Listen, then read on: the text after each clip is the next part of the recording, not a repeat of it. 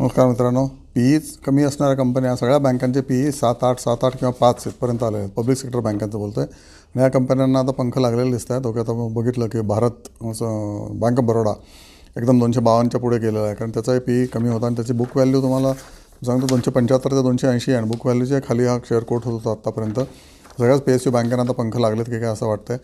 त्याच्यातलाच एक शेअर आहे PNB. Okay, PNBची पण बुक व्हॅल्यू आहे 120 आणि हा शेअर कोट होतो 113-115ला. म्हणजे बुक व्हॅल्यूच्या खाली कोट होतो. नॉर्मली बँकांचा शेअर 2010ला बुक व्हॅल्यूच्या दुप्पट कोट होत होते. ओके, त्याच्यामुळे त्यांची तेव्हा परिस्थिती चांगली होती. आताही परिस्थिती बँकांची चांगली आहे. NPA खूप कमी झालेले आहेत, म्हणजे नगण्य झालेले आहेत. ओके, आणि जेवढे 1% वगैरे असतात ग्रॉस NPA वगैरे तेवढे झालेले आहेत, 1% ते 2%.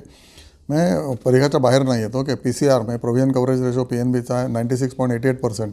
97% जे NPA आहेत त्यांनी ऑलरेडी प्रोव्हाइड केलेत म्हणजे काय, त्यांच्या प्रॉफिट अँड लॉसमधून काढून टाकलेले आहेत. नेव्हरदलेस त्यांचे फॉलोअप चालू असतात आणि ह्याच्यातलेच काही रिअलाईज झाले NPAमधले प्रोव्हिजन केलेले शेअर्स, तर obviously that will come to the bottom line directly. Okay, त्याची बुक व्हॅल्यू 105 आहे. ओके, आणि मार्केट व्हॅल्यू 113 असावी.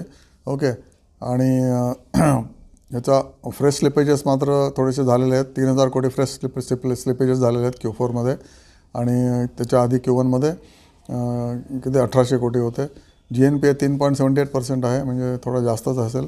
पण हा शेअर आता त्याच्या अर्लियर पीकच्या म्हणजे 113-115च्या जवळपास चाललेला आहे की काय असं वाटतं. लो होता 87 आणि ऑब्वियसली याचा PBT वाढलेला आहे 28%नी वाढलेला आहे. ऑपरेटिंग प्रॉफिट वाढला आहे 7.6%नी. ओके, आणि ॲडव्हान्सेस पण वाढलेले आहेत 9.8%नी, आणि डिपॉझिट्स पण वाढलेत 12%. डिपॉझिट्स 12%ने वाढले, ॲडव्हान्सेस 9%ने वाढले. म्हणजे त्यांना रॉ मटेरियल जास्त अवेलेबल आहे. आता ते हळूहळू ते क्रेडिट देत राहतील. आणि व्हेरी ट्रान्सपरंट त्यांचं पॉवर प्रेझेंटेशन जर बघितलं तुम्ही PPT खूपच ट्रान्सपरंट आहे. डिव्हिडंड डील ह्याची 2.6% आहे, म्हणजे डिव्हिडंड पण देतात आहे कंपनी.